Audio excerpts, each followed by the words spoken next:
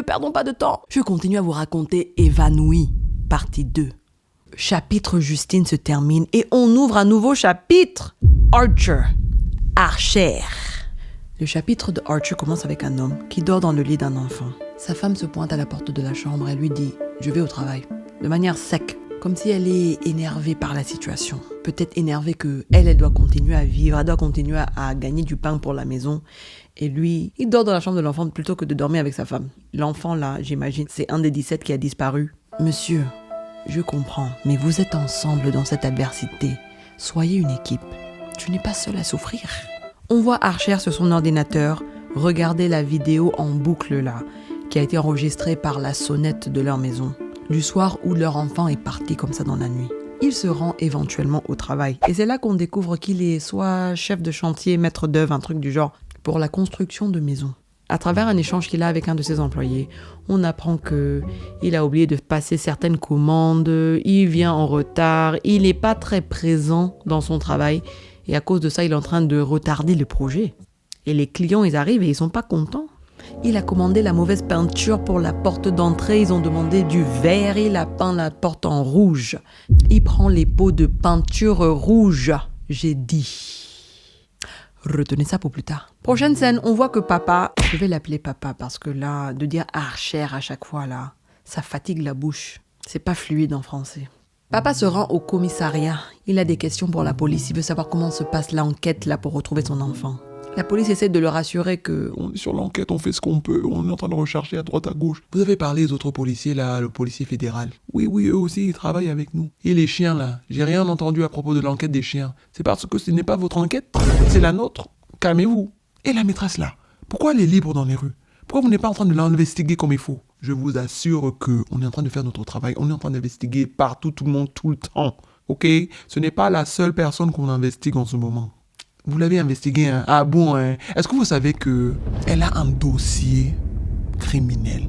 Criminel, n'exagérons pas non plus. Si criminel, il y a 2 ans, elle a eu une amende parce qu'elle conduisait ivre. Et est-ce que vous saviez qu'elle a été virée de son ancien taf là dans l'autre école pour comportement inapproprié? Comportement avec un collègue. Hein. Oui, mais bon, tu as compris, elle a des problèmes. Il faut l'investiguer. Je la sens pas bien, cette madame. Ok, d'accord. Ben, dis-moi alors, qu'est-ce que toi tu vois que moi je ne vois pas? Parce que les enfants là, elle n'est pas venue les récupérer un par un. Ils sont tous sortis de leur propre gré des maisons. Ils sont partis comme ça dans la nuit, tout seuls. Explique-moi alors. Toi, tu sais quelque chose que moi je ne sais pas. Dis-moi. Et c'est là qu'on voit qu'il a profité de la réunion des parents-élèves pour aérer la colère qu'il a en lui contre la Madame Justine. Tu te souviens de cette scène dans le chapitre de Justine? Il y avait un homme là qui s'est levé, qui a commencé à parler contre Justine justement. Ben, c'était lui, c'était Archer. Et c'est bien lui qu'après la réunion, il est rentré dans sa voiture et il a suivi Justine jusqu'à l'alcoolerie là. Et c'est lui qui était dans le parking avec le 4x4 allumé. Il l'a guetté, il l'a regardé. Et c'est encore lui qui l'a suivi jusqu'à chez elle. Et tout ce qu'on nous montre, c'est qu'il a de la peinture rouge dans son 4x4. C'était bien lui qui a peint le mot sorcière sur la voiture de Justine. Et qui a sûrement sonné à sa porte et cogné et qui l'a harcelé, quoi. Plus tard dans la soirée, papa continue à investiguer, puis il se met au lit. Et là, on nous montre son cauchemar à lui. Il voit son enfant Matthew partir et il le suit. Il traverse les arbres, il le suit et il se retrouve devant une maison. J'ai l'impression qu'il s'est retrouvé devant sa propre maison. Mathieu court là vers la maison et il rentre dedans. Au-dessus de la maison, il y a un orage. Il y a l'heure d'une horloge qui apparaît là en rouge, 2h17. Bon, papa rentre dans la maison, il appelle Mathieu. Il commence à marcher pour trouver son fils. Il continue, il monte. Il s'approche d'une chambre, il rentre dans la chambre. Les draps sont bien les draps de Batman. Il y a quelqu'un dans le lit sous ces draps là. Il touche l'épaule, la personne se retourne. C'est bien son fils Mathieu. Il est ému, il lui demande « Mathieu, tu es où comme ça mon fils ?» Mathieu le regarde, mais il est figé. Figé dans le temps, comme une poupée en cire. Papa commence à être ému, à s'énerver. « Parle-moi, dis-moi où tu es quand même. Je suis désolé que je n'ai pas été... que je n'étais pas capable de... J'aurais dû te le dire, je le sentais tout le temps, mais j'ai pas eu le courage de te le dire que je t'aime. » Ça demande quel courage comme ça de dire à ton enfant que tu l'aimes. Monsieur, tu es bizarre. C'est à ce moment qu'il y a une lumière qui vient sur la face là de Mathieu et Mathieu devient un clown. On ne sait pas. Encore le clown là qu'on a vu dans la chambre de Justine là sur le plafond. Nouveau personnage. Et là, papa se réveille dans le lit de Mathieu en sursaut. Parce que, waouh, ça c'est un vrai cauchemar. Je suis d'accord. Donc, on est bien le lendemain matin et papa, il se dirige pour aller au travail. Et il regarde devant la maison, il voit dans la distance, là, une tour. Je pense que c'est les tours de téléphone électrique, je ne sais pas, c'est une tour en métal, quoi. Je ne travaille pas dans le BTP, laissez-moi tranquille. Et là, bam, il a une idée. Il rentre chez lui, il prend la carte. J'aurais dit que, c'est bizarre comme ça, comment il a une carte comme ça? Mais, comme il travaille dans le BTP, je me suis dit, bon, peut-être pour lui, c'est normal d'avoir des cartes. Parce que qui de nos jours a une carte? Je ne m'en moque pas, hein. Je pense que c'est une très bonne idée. On devrait tous avoir une carte locale, globale même, et à jour, s'il vous plaît. Et il commence à faire comme les architectes là. Il encercle la maison, il encercle la tour. Il fait une ligne là, bien droite avec une règle. Ah, j'adore ça. J'adore les scènes comme ça là. Avec la petite musique tic tic tac tac tac tac. Qu'il y a quelque chose qui se passe. C'est dynamique. Il y a de l'espoir dans l'air.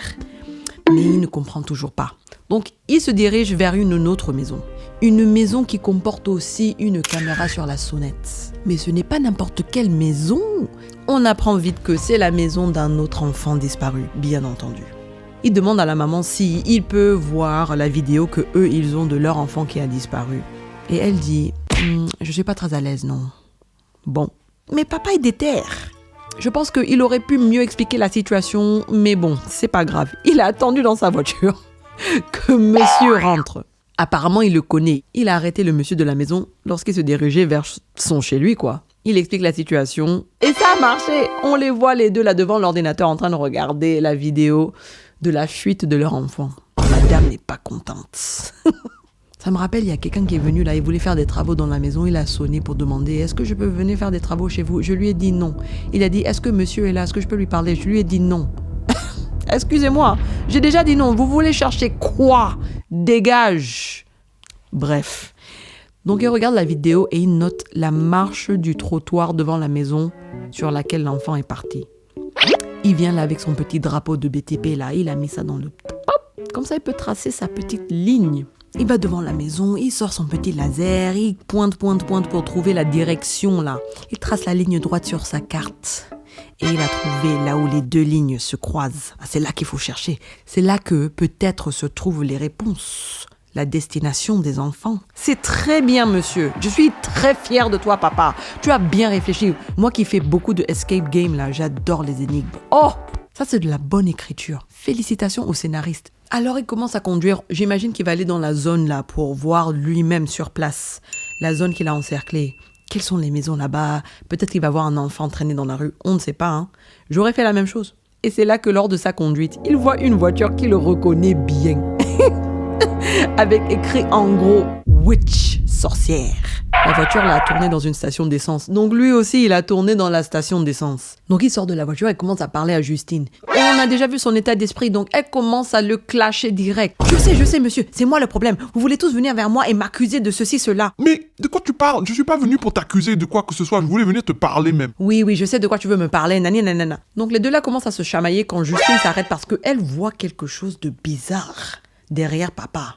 Et il y a quelqu'un qui vient en courant vers elle, en formation avion, là, comme les enfants. Elle dit Marcus, le nom du directeur de l'école. Et Marcus, il fonce vers elle, bref, il la renverse, il est au-dessus d'elle, et il essaie de la tchoc-tchoc. Papa essaie d'intervenir, il essaie de l'aider, mais bref, Marcus, là, le tège. La petite réussit à s'échapper par-dessous de la voiture, là. Il la suit, comme s'il est possédé. Papa essaie de l'arrêter et tout, et c'est là qu'on voit que, oh my God, la face de Marcus, je vous épargne le visuel, mais il n'est pas bien. On dirait qu'il n'a plus de paupières. C'est quoi ça encore? Moche. On dirait un visage de quelqu'un qui est étonné en permanence. Mais version horrifique, bien entendu. La petite s'échappe, mais c'est comme si Marcus, il ne peut pas s'en empêcher. C'est plus fort que lui, il fonce vers elle. Papa là essaye de l'attraper, d'essayer de l'empêcher, mais il commence à faire les bruits de chien et tout, chien enragé. Il veut à tout prix attaquer Justine. Et donc il se met à attaquer papa parce que papa l'empêche d'attaquer Justine. Avec sa tête là, moche comme jamais. Franchement, cette scène, c'est sa tête qui gêne. Mais c'est ça les films d'horreur, hein. Ils se servent parfois juste des visuels moches pour te déranger là. Ainsi termine le chapitre de Archer. Nous passons maintenant au chapitre de Paul. C'est quoi ça? C'est la Bible? C'est quoi tous ces disciples? Alors, parlons de Paul. Paul est une boulangerie qui a été établie en 1900. Je rigole. C'est juste que la police de caractère est pareille. Donc ça m'a fait penser à ça. Paul, c'est qui? C'est notre ami, le cops. C'est le policier qui a cogna avec Justine. Il est au téléphone avec sa chérie qui parle. On ne dit pas qui c'est, mais bon, on peut tous deviner que c'est Donna. Oui chérie, je vais revenir dans 3 jours plutôt que 6 jours. Et comme tu sais, je serai en ovulation, Oui, donc on d'accord. pourra continuer à essayer. Oh. Je sais que cette nouvelle, ça doit te faire plaisir. En tout cas, comme je rentre plus tôt que prévu, tu peux dire à mon père que je serai présente pour le repas d'anniversaire là. Oui, oui. Merci chérie. Mhm, mhm. Ah, et au fait, est-ce que tu as prévu d'aller à un meeting? Je n'ai pas besoin d'aller à un meeting. Chérie, tu sais que c'est important d'aller à un meeting là, surtout Non. quand tu es seule comme ça. Ça va aller. Je n'ai pas besoin de meeting. Je ne vais pas boire. Bon, d'accord. En tout cas, n'oublie pas de dire à mon père, hein. Bisous. Bon, qu'est-ce qu'on apprend de tout ça? Que Paul, c'est un menteur. Il nous a fait croire que il n'était pas vraiment avec Donna là quand il est allé voir la petite Miss Tanguette. Cependant, ils sont en train d'essayer d'avoir un enfant ensemble. Il est en effet, comme j'ai dit, sobre et il assiste à des meetings, des rendez-vous de sobriété. Donc ça veut dire qu'il a un problème avec l'alcool, qu'il a besoin d'aide pour ne pas boire. Donc c'est un peu compréhensible que madame s'inquiète pour lui quand elle n'est pas là. Il n'a pas ce soutien quotidien là pour l'aider, pour l'épauler. Mais qui est son père alors? Pourquoi ça serait à lui de dire à son père, à elle, qu'elle sera présente au repas d'anniversaire? Ils répondent à toutes nos questions dans la scène suivante. Toc, toc, toc. Paul toque à la porte du chef de la police. Et c'est le cops qu'on a vu tout à l'heure là qui parlait avec papa Archer. Bonjour Ed, je viens de quitter le téléphone avec Donna. Elle a dit qu'elle rentre vendredi, donc finalement on pourra dîner avec vous dimanche. Oh, attends que je digère ça un peu. Même si je savais déjà, mais je redigère.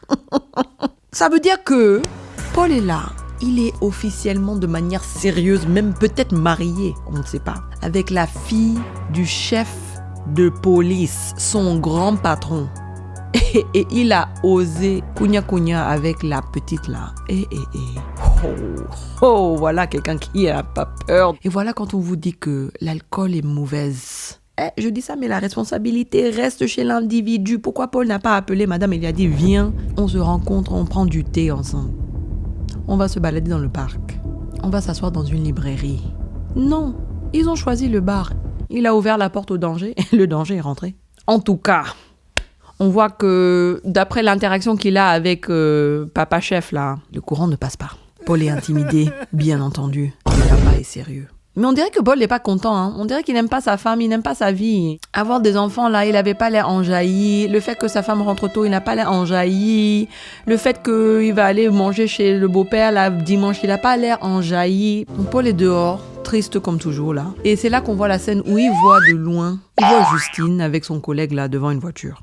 Paul fait son travail. Il est dans la voiture, il se balade dans la voiture de police là, juste pour surveiller les rues quoi. Et on entend à la radio qu'il parle justement de la disparition des 17 enfants. Ils disent que ça va faire bientôt 30 jours qu'ils sont disparus. Et c'est à ce moment-là que Paul il voit quelqu'un courir là de manière suspecte. Le personnage va se faufiler dans une allée. Paul s'arrête devant l'allée, il sonne sa petite sonnette là de policier. Ouh, arrête ce que tu fais là. Le jeune homme le voit et il se met à courir. Paul allume l'alarme de la voiture et il se met en poursuite. Paul conduit comme ça pour retrouver l'enfant là. Il connaît bien le quartier. Hein. Et la scène, elle est bien filmée. Je dois dire, hein, ce film, franchement, il est bien filmé. Pour un film d'horreur, ils ont mis du travail dedans. Ça a été bien produit, bien écrit. Chapeau, je dis. Et c'est rare que je dise ça. Surtout d'un film d'horreur. En tout cas, Paul, il retrouve l'enfant là. Il lui court après, il lui saute dessus. L'enfant est par terre, Paul l'a bien plaqué contre le sol. Paul, on voit qu'il essaie d'être un bon policier, il lui demande « Ça va ?» Et l'enfant là commence à négocier. « Oui, s'il te plaît, monsieur, c'est l'immeuble dans lequel je travaille. J'avais oublié mes clés, c'est pour ça que j'essaie de rentrer par la fenêtre. Pardon, monsieur, s'il te plaît. » T'es sûr que ça va? T'es tombé assez dur? Est-ce que les menottes, ça va? Elles sont pas trop serrées? Ok, tout va bien. Bon, viens à la voiture avec moi. J'imagine qu'il y a des protocoles en place, je ne connais pas, mais que les policiers sont supposés quand même arrêter quelqu'un, mais s'assurer qu'ils sont pas en train de les torturer non plus. Il plaque l'enfant contre la voiture et il commence à lui poser des questions. Est-ce que tu possèdes une arme sur toi? Est-ce que tu as de la drogue sur le corps? Voilà, parce que je dois commencer à te chercher. Il n'y a rien dans ta poche là qui va me piquer. Non, monsieur, je n'ai rien, monsieur. Ok. Paul commence à le fouiller. Il rentre dans une des poches. Ping! Aïe! Il sort la main et une seringue tombe de la poche. Paul s'est fait piquer dans le doigt. Il cogne l'enfant là sur la tête direct. L'enfant tombe. En panique, il ouvre sa boîte de secours pour essayer de désinfecter très très vite la blessure là. Pour ceux qui ne savent pas, c'est souvent comme ça que des maladies comme le VIH se font transmettre. C'est par les aiguilles de seringues contaminées. C'est en se soignant que Paul se rend compte que la caméra de la voiture était activée. Ben oui, la police, ils ont les caméras maintenant. Il le déconnecte directement et se rend compte qu'il a fait une grave erreur. Car là, il y a une trace qu'il a assommé le suspect. Il n'a pas le droit de faire ça. Eh oui, vous m'entendez bien, la police n'a pas le droit de vous faire mal. Je suis contente que ce film a profité pour aussi relayer ce message. Quand on voit les polices là qui font du n'importe quoi aux États-Unis, c'est illégal. Ce n'est pas protocolaire du tout. Voilà le petit rappel. Il retourne voir l'enfant là qui est tombé dans les pommes à côté de la voiture. Il essaie de le ranimer. Dès que l'enfant reprend conscience, Paul, en panique, lui dit « Écoute, on va dire que je ne t'ai jamais attrapé, tu m'as jamais vu, d'accord? Ok, toi tu m'as fait mal, je t'ai fait mal. On va dire qu'on est kiff-kiff burrito. Donc, je vais te lâcher et je ne veux plus jamais te revoir ici, d'accord? Si je te revois, ça sera un gros problème. Tant qu'on ne se recroise plus, tout va bien, d'accord? D'accord, ok. » L'enfant a l'air perdu, mais je pense qu'il a accepté quoi. Il hoche la tête, mais il est perdu. Paul se rend au commissariat et il va voir direct Papa Chef. Il lui raconte ce qui s'est passé. Et Papa Chef lui dit « Écoute, tant que personne n'a porté plainte, la vidéo là, ça va rester dans les bases de données. Mais si le citoyen là, il revient dans les jours qui suivent pour porter plainte, mon gars, je pourrais pas t'aider. » Et c'est pour ça que je vous dis là que cette scène était très intentionnelle. C'était un cours de justice pour le spectateur, parce que les mots qu'ils ont utilisés sont tellement intentionnels et précis. Ils ont dit que si le citoyen ne revient pas d'ici un mois, porter plainte, tout va bien. Mais sinon, tes fesses vont chauffer. C'est pour que les gens savent que si tu te fais agresser, tu as un mois pour aller porter plainte. Il y a une vidéo officielle entre les mains de la police. Il faut dire aux gens, c'est bien. Paul est allé dans sa voiture pour lâcher un peu ses frustrations. Il est énervé, il est inquiet. C'est là qu'on entend ding, son téléphone là. Il ouvre et notez que l'écran de son téléphone, c'est bien lui et sa meuf là. Ok. Il a reçu un texto de qui? Justine. Qu'est-ce qu'elle dit? Coucou. C'est comme ça que les malheurs commencent. Avec un texto d'un exto. Bon, les scènes qui suivent sont rapides. Hein. On nous montre que, bien sûr, il est allé au bar, il a rencontré Justine. La scène juste après qu'il nous montre, c'est qu'il est en train de boum boum Justine de manière vicieuse, violente, agressive. Comme j'ai dit dans les autres vidéos, moi je n'aime pas ça. Mais bon, chacun son truc. Prochaine scène. Tu te souviens de la scène là qu'on a vue dans le chapitre de Justine? Et je pensais qu'elle le déposait au taf le lendemain. Mais non, elle le redéposait au bar parce qu'il avait laissé sa voiture là-bas. On le voit un peu tituber vers sa voiture. Monsieur a bu. Je sais pas combien de verres il a pris, mais ce n'était pas qu'un seul. Vous voyez ça? Comment les bêtises, ça peut être des boules de neige. Première bêtise, cogner le jeune homme que tu as menotté. Deuxième bêtise, se rendre dans un bar le soir. Troisième bêtise, rencontrer une ex, une jeune minette qui n'est pas ta copine, qui n'est pas ta go dans ce bar. Quatrième bêtise, boire avec la jeune minette. Cinquième bêtise, cogna avec la jeune fille qui n'est pas ta go. Et voilà, trifecta, cocktail de bêtises. Paul rentre chez lui et on aperçoit déjà à côté de l'entrée une petite valise.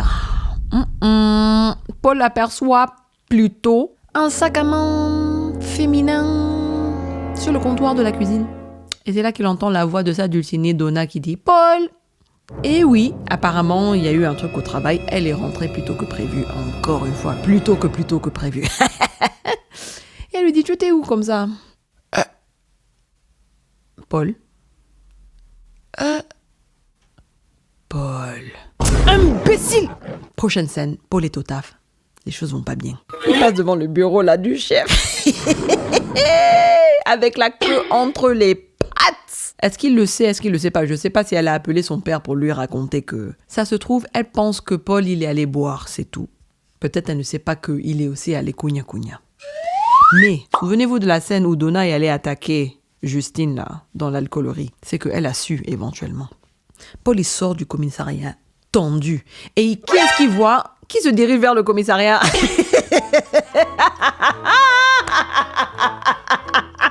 Ah, ça me tue! C'est vraiment vraiment pas son jour, hein. Cocktail de bêtises, comme j'ai dit. Les boules de neige, ça n'arrête pas. Il voit le jeune là qui l'a cogné. Il a dû se dire, ah, il vient porter plainte contre moi. Et donc il le menace. Hé, toi là, qu'est-ce que je t'ai dit? Le petit se met à courir. Paul, il saute dans la voiture, il fonce vers lui. Et cette fois-ci, il a réfléchi vite. Il a déconnecté la caméra dans la voiture et il est en poursuite. Et c'est là la fin du chapitre de Paul. Ah, Paul, tu me fais rire, c'est bien, merci pour ce...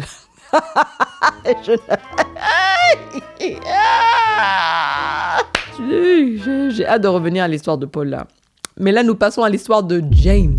J'aurais dû mentionner, j'ai pas mentionné, je sais pas si vous avez remarqué, hein. Mais le jeune homme là, le jeune homme que Paul a attrapé, le petit drogué là, c'était le même jeune homme qui a interpellé Justine le soir de la réunion de l'école, quand elle est allée chercher ses bouteilles. C'est lui là qui lui demandait de l'argent. Je connais l'acteur, donc je l'ai reconnu directement, mais je voulais juste vous laisser savoir que voilà. Je voulais pas juste mentionner, il y a un gars dehors qui demande de l'argent pour rien.